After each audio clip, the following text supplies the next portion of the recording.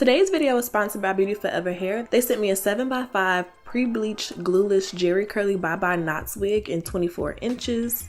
She pretty much came out of the bag ready to go, honey. All I had to do was apply a little bit of my foundation to the lace to kind of get it to match my complexion. It came pre-plucked, the baby hairs are already laid, and because the closure is so big, you get that frontal look without the frontal work. The hardest part for me are the ear tabs, and we didn't have to do all of that, which I really appreciated. And I also wore this wig for Halloween. I was Winifred, is it Sanderson or Anderson? I tried to make her black real quick.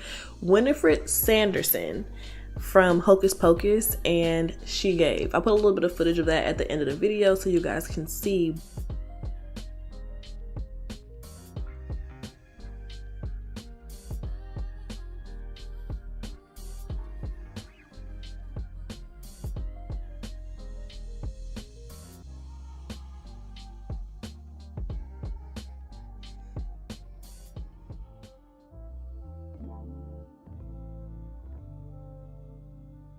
I'm keeping her in the middle part. I just kind of cleaned the part up a little bit, and then I'm going in with my pressing comb to press out the part and just get it to look really flat and really natural. I love when a curly unit is flat up top and really voluminous and big, like throughout the curls. You got to find that good balance. I don't want it to be like bushy up top, and I also for some reason want it to be slicked back along the edges. It just does something. It kind of like frames the face a little bit. Work with me, okay? Bear with me because she came out cute. I'm taking my scissors to give the hair a little bit of shape. So I cut off about 1 inch on the bottom to kind of get a base layer and to make it look really healthy all the way throughout the hair. And then I'm taking big sections and I'm sliding the scissors down the hair to create layers. It makes your hair look a little bit more lived in, a little bit more intentional, and some nice layers really complement curly hair. Dare I say, the cut can really make or break a curly wig. If you have a curly wig that's cut really even or blunt, it gives a way different look than a more layered kind of big bushy boho vibe. However, they both eat. But today I wanted to go for something a little bit more layered. I really wanted to give old school SZA, sue me, okay? SZA is like my main hair inspiration, to be honest. Typically, she eats up a curly unit, and we just have to give that to her, okay? She used to have me in a chokehold with the kinky straight, and now the curly wigs, I'm just here for it. I'm along for the ride, honey. Solana is my girl.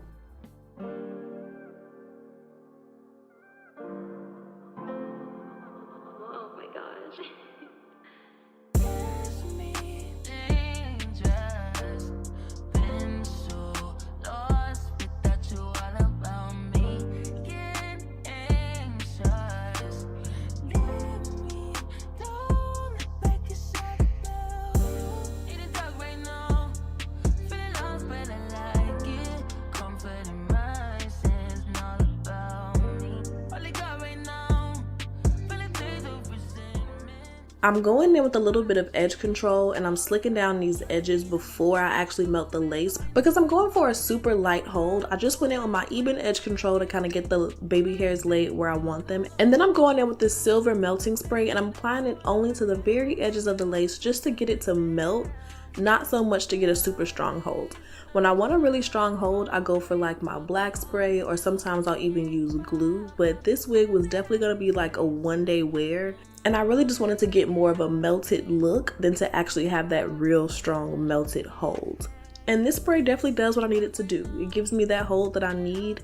I'm not worried about my wig slipping or anything like that, but I also don't have to worry about like soaking it down to get it off at night. So after I finished that, I popped on my elastic band, and then I just used a little bit of my foundation powder down the part to kind of clean that up and just make it pop a little bit more before we get into actually defining the curls. So I like to section the hair, especially when it's really full like this wig. I feel like I can get to all of the curls. I'm not missing any spots. You don't have any bushy spots when you go through and actually section the hair out. So I parted the first section off right below my ear all the way across. Applied a little bit of water and some foaming mousse. I'm using a Nairobi foaming mousse. And then I just kind of brush it through to get the curls nice and defined and make sure that all of the product is evenly dispersed throughout the hair.